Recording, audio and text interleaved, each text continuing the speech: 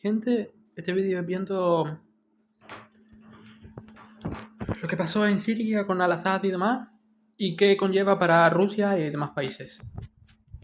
Voy a subirlo un poco, simplemente para mí. A ver si no se oye esta vez. Bashar al-Assad ha abandonado el país. Que Bashar al-Assad ha caído y con él el régimen del partido Baath. Crisis en Siria Con 13 años de guerra gente. civil y décadas de régimen autoritario. Ya es oficial, Bashar al-Assad ha caído. Lo ha reconocido la propia televisión estatal siria. Hablamos del acontecimiento geopolítico más importante de los últimos meses y probablemente de todo el año. Y como vamos a ver luego, va a tener implicaciones muy importantes que iremos viendo durante el año que empieza, o que está a punto de empezar, 2025. En el momento en el que hago este vídeo, el dictador sirio está en paradero desconocido. Se cree que ha escapado de Damasco y su ejército se ha retirado de las principales ciudades sirias. Ojo, porque no solamente hablamos de los rebeldes yihadistas, también hay grupos de drusos que están tomando las aldeas del sur del país. Y también tenemos a Israel, que ahora mismo está reforzando su posición en los altos del Golán para crear un tapón. Y mientras tanto, los partidarios de Al-Assad están escapando en largas columnas de vehículos. Van en dirección a la costa, donde Rusia todavía tiene varias bases militares. Ahí esperan que el Kremlin envíe aviones para evacuarles, pero tendrán que dejar todos los equipos militares en Siria. Así que todo ese armamento terminará quedando en manos de los rebeldes. Es más, el propio Kremlin va a tener serios problemas para poder evacuar a todas las tropas. Pensad que hablamos de un cisne negro en toda regla. Hace 2 semanas nadie, en ningún lugar, se esperaba que la guerra de Siria iba a entrar en esta nueva fase. Bueno, nadie menos Erdogan en Turquía. Así que Rusia no estaba preparada ni muchísimo menos. La Siria de Al-Assad tampoco. Ni siquiera los propios rebeldes sirios se esperaban que fueran a tener tanto éxito. Si queréis saber por qué Rusia estaba ahí, con bases militares y demás, era básicamente su aeropuerto militar en África. Era un aeropuerto militar en África, tal cual. Por eso apoyaba a Al-Assad, que era el dictador de Siria. Os recuerdo que Al-Assad necesitó varios años para reconquistar Alepo, y sin embargo los yihadistas del HTS la tomaron la semana pasada en unas pocas horas. Han bastado unos pocos días para dar la vuelta completamente al tablero. ¿Y quiénes son los principales perdedores de todo esto? El primero es evidente, el dictador Bashar al-Assad. Desde el año 2020 se sentía muy cómodo controlando casi el 60% del país. Un país en ruinas, sí, pero su posición estaba asegurada. De hecho, siempre rechazó cualquier vía para negociar con los rebeldes. Era algo así como el Nicolás Maduro de Oriente Medio. A fin de cuentas, ¿para qué iba a hacerlo? Con el apoyo de Irán y el apoyo de Rusia era capaz de resistir. Sin embargo, sus dos grandes valedores le han dado la espalda. Durante estos días, Al-Assad ha suplicado ayuda a sus aliados, pero como comprenderéis, Irán no está en condiciones de ayudar a nadie y Rusia bastante tiene con Ucrania. Vamos, que ambos le han dicho, hermano... Básicamente han perdido porque no tenían el apoyo de sus aliados. Básicamente porque, bueno, sí, aliados, mejor. No sé por qué puse las comas.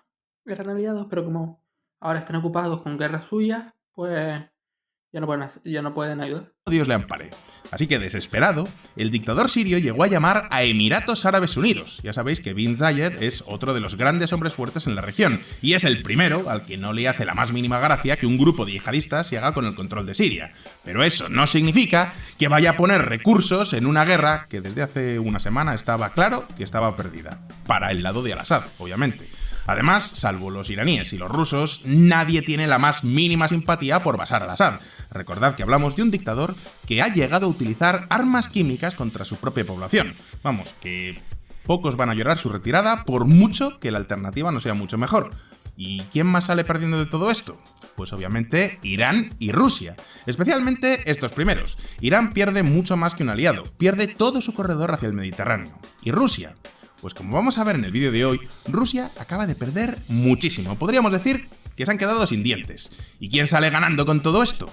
Pues principalmente hay un actor del que hablamos poco en este canal, pero probablemente en el año que viene tendremos que hablar mucho más. Turquía. Ahora bien, las consecuencias a largo plazo que va a tener esta caída de Bashar al-Assad son muy difíciles de calcular. Lo único que puedo deciros en este momento es que la guerra de Siria se ha reabierto, porque os recuerdo que no hablamos de un grupo de rebeldes, sino de varios. Mirad el mapa. Como veis, tenemos a los rebeldes del sur, apoyados levemente por Estados Unidos, y los kurdos. Y también están las milicias pro-Turquía o incluso el Estado Islámico. Y todo este territorio que ahora controlaba al-Assad, ¿en manos de quién se va a quedar? Ya veis que en la toma de Damasco hemos visto a grupos de drusos que poco o nada tienen que ver con los yihadistas. Los drusos son una religión monoteísta que no es ni cristianismo, pero tampoco es islam. Vamos, que circunstancialmente pueden cooperar con los yihadistas si tienen un enemigo común. Pero poco más. Y como veis, hay muchas cosas que contar en el vídeo de hoy. Por eso he decidido hacer algo especial. Perdonad que no tenga la mejor edición del mundo, pero estamos ante un hecho tan relevante que me parecía muy importante llegar a tiempo para que lo podáis entender. Así que... No conozco mucho de los kurdos. Si alguien me dice qué son los kurdos y demás, y por qué están ahí y demás, yo se lo agradezco, gente. Dígamelo.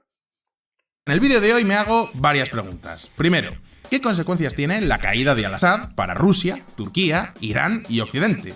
¿Por qué esto te importa más de lo que crees? ¿Hasta qué punto esta ha sido la pieza que cae en el gran dominó de la geopolítica mundial? Hoy vamos a responder a estas preguntas, pero antes... El otro día me llegó alguien y me preguntó: oye, Fonseca, ¿tú lees libros? Así, como el que te pregunta: oye, ¿tú hablas polaco? Y es que, vamos a ser claros, leer libros se ha convertido en una de estas cosas que todos querríamos hacer, pero no hacemos. Y diréis: es que no tengo tiempo. No. Vamos a ser honestos. Lo que pasa es que tenemos un montón de distracciones que nos restan un montón de tiempo sin aportarnos nada a cambio. Así que os propongo hacer un challenge. Bajaos la aplicación de Nextory al teléfono móvil y ponedla al lado de cualquiera de esas otras apps que solo os hacen perder el tiempo. Y diréis: ¿por qué Nextory? Pues porque en Nextory hay 300.000 libros, revistas y audiolibros en español. Es decir, que en Nextory... Ay, es fácil de entender. Y además, como funciona por suscripción, no tienes que pensar si de verdad quieres comprar tal o cual audiolibro. Sin embargo, el Tribunal Supremo rumano les acaba de anular las elecciones. Van a abrir una investigación contra este candidato prorruso por supuesta violación de la ley electoral. En otras palabras, que Georgia podría pasarse al team anti-Putin en cualquier momento, y Rumanía, que podría convertirse en un importante aliado de Rusia en plena Unión Europea, ahora mismo está, dejémoslo, en es complicado. Y cuando parecía que Putin no podía tener más problemas, ahora va y pierde toda su presencia en Siria. Pero ¿hasta qué punto esto es un problema real para Putin? Quiero decir, ¿tanto interés tenía Rusia en este país? Y la respuesta es que sí. Primero, Siria era una cantera para conseguir soldados. ¿Recordáis los 10.000 norcoreanos que han ido a combatir a Ucrania? Pues eso es una broma con los voluntarios sirios. Que se sepa, hay más de 22.000 voluntarios sirios combatiendo en este momento en Ucrania. Y a diferencia de los norcoreanos, los sirios sí que tienen entrenamiento. Es más, el entrenamiento se lo daban los rusos. Recordad que Rusia tiene varias bases militares en Siria y desde ahí se les entrenaba acorde a las necesidades exactas del campo de batalla ucraniano. Pero no solamente a los sirios, también a los africanos y en general a todos los voluntarios internacionales que llegaban a combatir en el lado ruso. Recordad que en estos momentos Rusia tiene el ejército Benetton. Están reclutando a gente de todos los países y todas las razas. No solo eso, desde 2016 la base de Palmira fue el centro de entrenamiento de los soldados de Wagner. No olvidéis que aunque Prigozhin esté muerto, Wagner sigue siendo muy importante para Rusia. Ahora les han cambiado el nombre, se llaman Afrika Korps y son la punta de lanza de Rusia en África. Pues bien, todos estos nuevos reclutas se entrenaban en las bases de Palmira y Latakia, es decir, en Siria. Sin embargo, los rebeldes les han dado un ultimátum. Rusia tiene 48 horas para evacuar a todos estos centros y todas estas bases militares. De nuevo, no sé yo si estas 48 horas van a ser suficientes para desalojar a tantísima gente. ¿Recordáis el desastre de Estados Unidos en Afganistán? Pues es muy probable que ahora veamos algo parecido. Aunque bueno, realmente no lo veremos mucho, porque dudo yo que los rusos vayan a permitir que haya cámaras grabando. Pero más allá de eso, hay algo aún más importante. Para mantener su presencia en África, Rusia necesita aviones de combate. Hasta aquí todo normal. Y estos aviones no pueden salir directamente desde Rusia porque están muy lejos. En algún momento necesitan hacer escala en un aeropuerto militar. Ahí es donde llenan los depósitos de combustible, se reparan, etc. ¿Y dónde estaba el aeropuerto ruso más cercano? Exacto, en la base aérea de Latakia. Base que no solo servía para operaciones militares, sino también logísticas. Pensadlo así. ¿Por qué Rusia está tan interesada en África?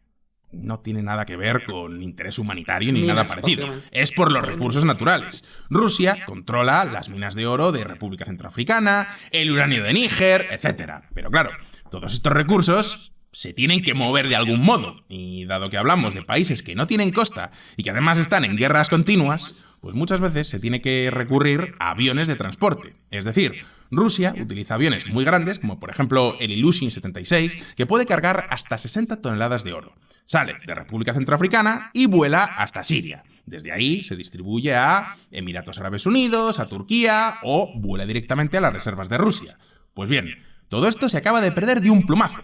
A partir de ahora, si Rusia quiere seguir trayendo esos recursos, solo lo podrá hacer a través del puerto de Libia, país que os recuerdo que está en guerra, y para llegar a Libia tiene que ir por un montón de recorrido terrestre, pasando por un montón de zonas que están controladas por facciones enemigas. Pero esperad un momento, porque no hemos terminado. La mayor pérdida de Rusia en todo lo que ha pasado en Siria es el puerto de Tartus. Hablamos del único puerto que tiene Rusia en el mar Mediterráneo. Rusia tiene este puerto desde el año 1971, es decir, es de la época soviética. Pero desde el año 2017, Putin firmó un acuerdo con Al-Assad para convertirlo en una base naval. Es decir, es un puerto militar. Y gracias a este puerto, Rusia podía sacar barcos de guerra al Mediterráneo o incluso llegar hasta África y, ¿por qué no?, a América Latina si hiciera falta. Y alguno dirá, ¿pero no pueden usar los puertos que tienen en el Mar Negro? Pues resulta que no.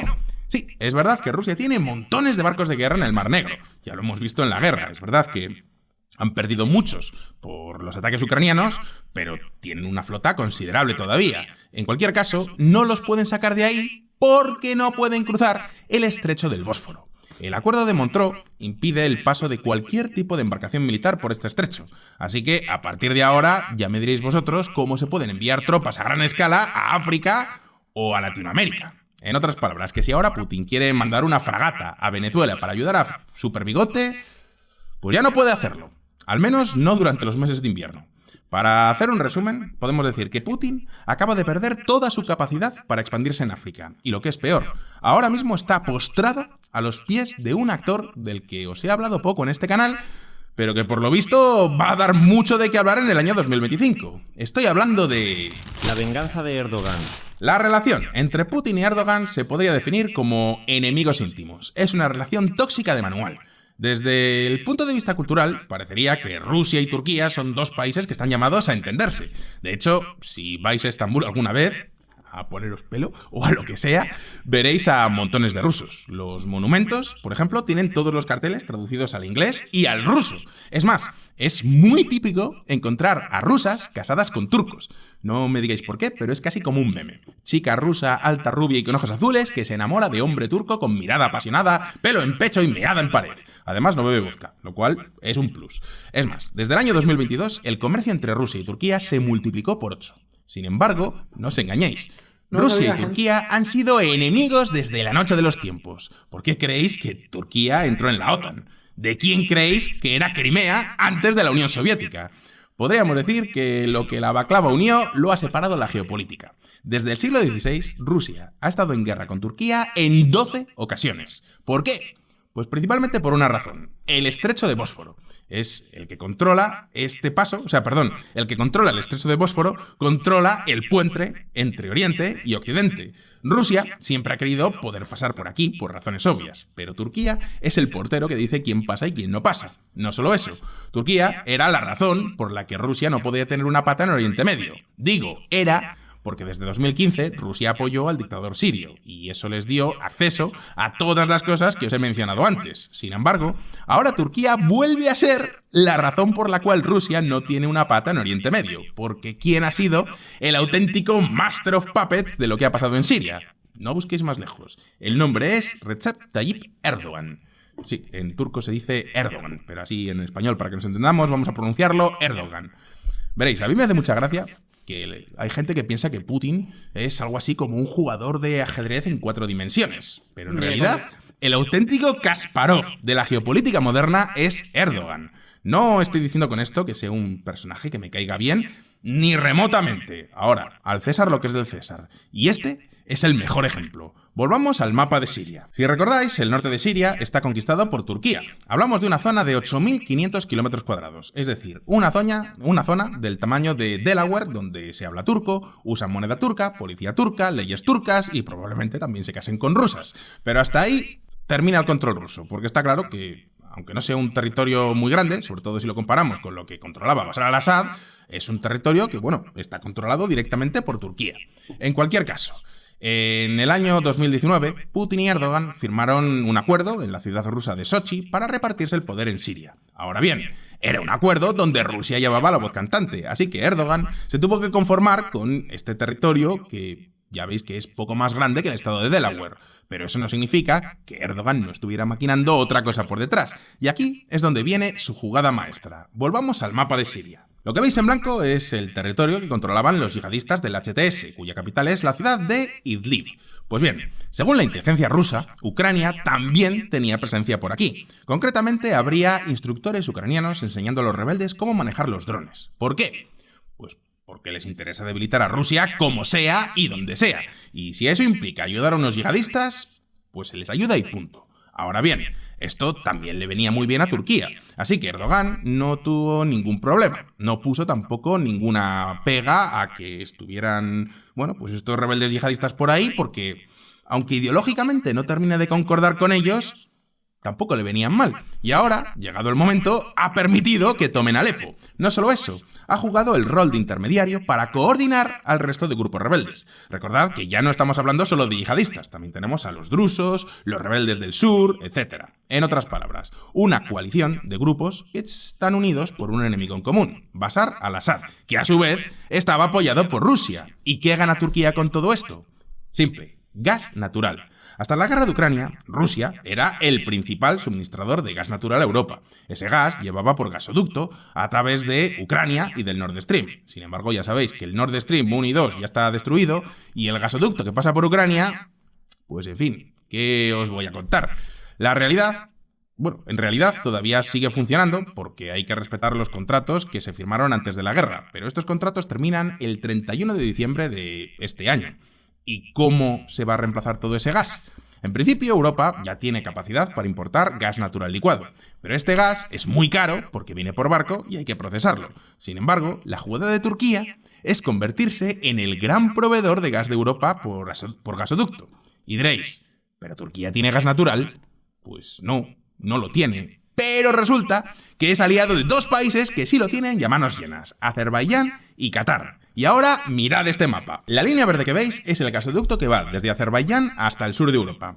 Este gasoducto ya está construido y de hecho ya está funcionando, pero se podría ampliar aún más si se le conecta a los yacimientos de gas de Turkmenistán. Seguramente no lo sepáis, pero Turkmenistán es el país con las mayores reservas de gas natural del mundo y están sin tocar, como todo en este país, porque es imposible hacer ninguna inversión en Turkmenistán, ya que hablamos de un lugar que hace que Corea del Norte parezca Dinamarca. En cualquier caso, Turquía lleva años invirtiendo en este país. Comparten lazos culturales, un idioma muy parecido, y no me parecería nada raro ver a empresarios turcos con sus mujeres rusas empezando a explotar el gas turcomano. Pero no solo eso.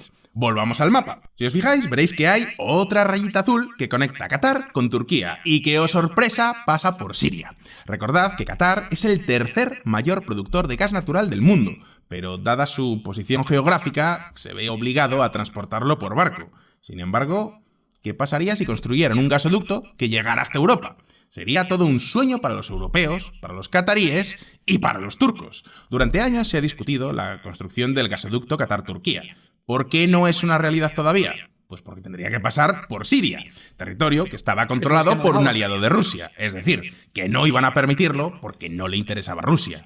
Pero ahora que al-Assad ha caído, ¿qué les impide hacerlo? Y lo que es mejor, ¿cuánto dinero y soldados le ha costado a Erdogan hacer esta jugada? Nada. 0. Solo ha tenido que mover sus peones y en 11 días ha ganado la partida. ¿Pero cómo lo ha hecho exactamente? Pues ahora mismo lo vamos a ver. La conquista de Alepo. Hola, somos Fonseca del canal Solo Fonseca. Y Borja, de Memorias de Pez. Durante muchos años nos habéis pedido un curso de geopolítica, así que hemos decidido unir fuerzas para hacer el mejor de todos sin que te tengas que gastar miles de euros en un máster.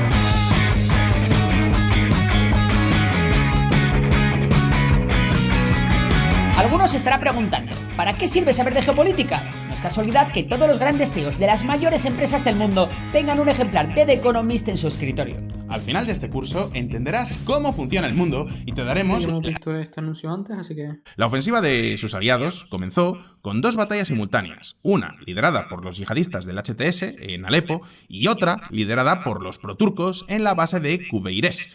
Allí conquistaron una central eléctrica y fábricas de armas, y aquí es donde Erdogan vio la oportunidad de oro para marcarse un tanto frente a Donald Trump. Ya sabéis que la mejor forma de impresionar a Trump es mostrando resultados. Como sabéis, Trump quiere sacar al ejército estadounidense de todas partes, incluyendo Siria.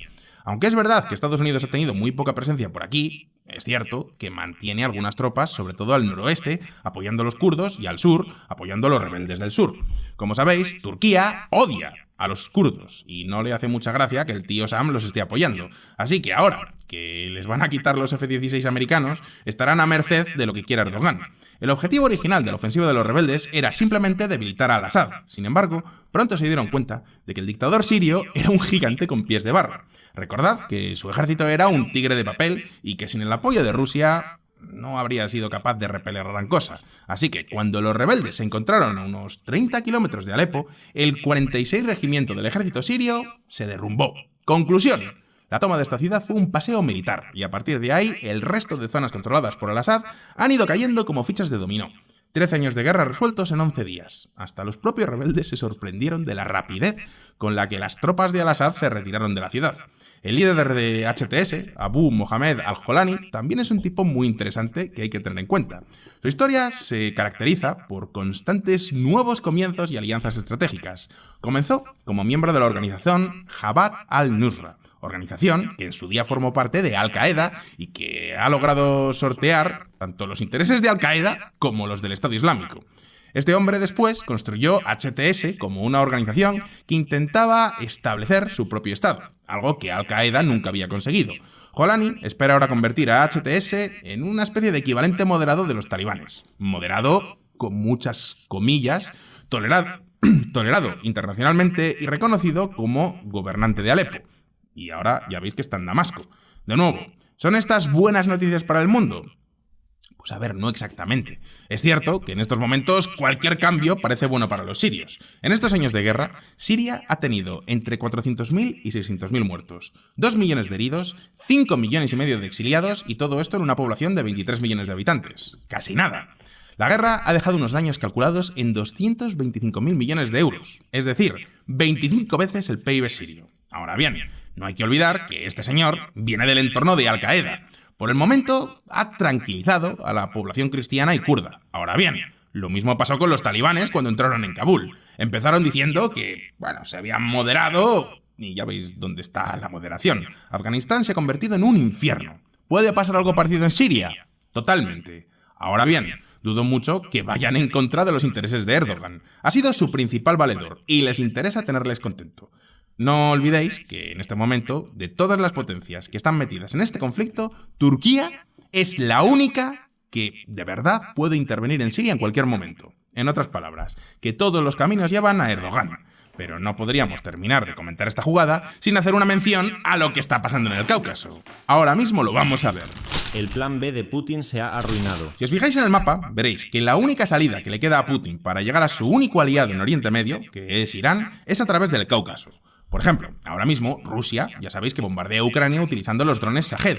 Estos drones están hechos en Irán. Irán es, en este momento, el principal suministrador de armas a Rusia. La pregunta es, ¿cómo le envía esas armas? Hasta este fin de semana, la principal ruta era la de Siria. Es decir, Irán enviaba los drones a las bases del Ataque y Palmira y desde ahí lo enviaban por avión al frente.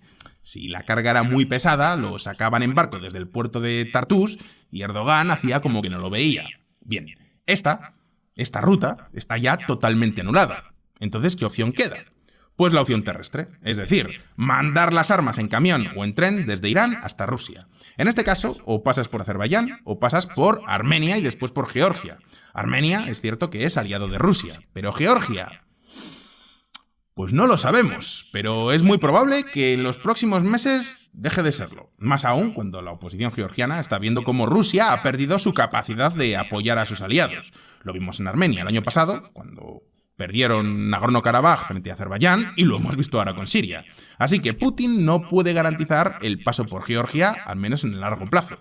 Puede que le termine saliendo bien la jugada, pero por lo menos ya no lo tiene seguro. Entonces, ¿qué opciones le quedan? Pues o bien pasa por Azerbaiyán, o bien lo manda por barco a través del Mar Caspio. En ambos casos, Azerbaiyán puede cortar el paso. ¿Y de quién es aliado Azerbaiyán? Pues del portero turco. Exacto. Turquía y Azerbaiyán son como Estados Unidos e Israel. Son más que aliados, son países hermanos. Así que si Putin quiere armas iraníes, sí o sí, tendrá que negociar con Erdogan. Y mientras tanto, ¿qué otras derivadas podemos sacar de esta historia? Pues ahora mismo lo vamos a ver. Es que está jodida, El rompecabezas sirio sigue sin resolverse. En Siria ha cambiado todo en solo 11 días y, como veis, hay un claro ganador, Turquía. Ahora bien, ¿significa eso que Turquía va a poder controlar Siria? Pues no exactamente. El primer problema al que se enfrenta Erdogan son los kurdos. Controlan casi el 40% de Siria. Eso incluye la mayor parte de los yacimientos de petróleo sirio y algunas de las tierras más fértiles del país. Hasta ahora se limitaban a pedir ser una región autónoma dentro de Siria, pero claro, si Turquía controla Damasco, dudo mucho que estén a gusto en un estado proturco. Conclusión. Seguramente terminen luchando por tener su propio estado soberano, y esto es algo inadmisible para Erdogan. Y no hay que olvidar que los kurdos tienen 40.000 milicianos muy bien entrenados y que han sido capaces de derrotar al Estado Islámico, a las tropas de Al-Assad, a los aliados de Turquía y a todos a la vez. Es cierto que Estados Unidos les ha apoyado, pero tampoco tanto. Y por otro lado tenemos a los rebeldes del sur, que están apoyados por Estados Unidos y que dudo mucho que acepten un gobierno yihadista similar al de los talibanes en Afganistán.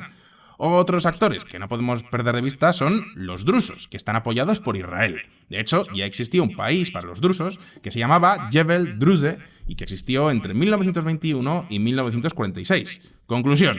La guerra de Siria no ha terminado ni muchísimo menos. Puede que veamos aún más violencia, o puede incluso que terminemos viendo cómo el país se desintegra y termina dividido en naciones más pequeñas. Nunca olvidéis que Siria, como Estado-nación, con las fronteras actuales, tiene casi la misma edad que Israel. Fue fundado en 1946. Es decir, que es un país muy joven y en cualquier momento podría volver a fragmentarse. Y no olvidemos que todavía hay que esperar a ver qué va a hacer la República Islámica de Irán.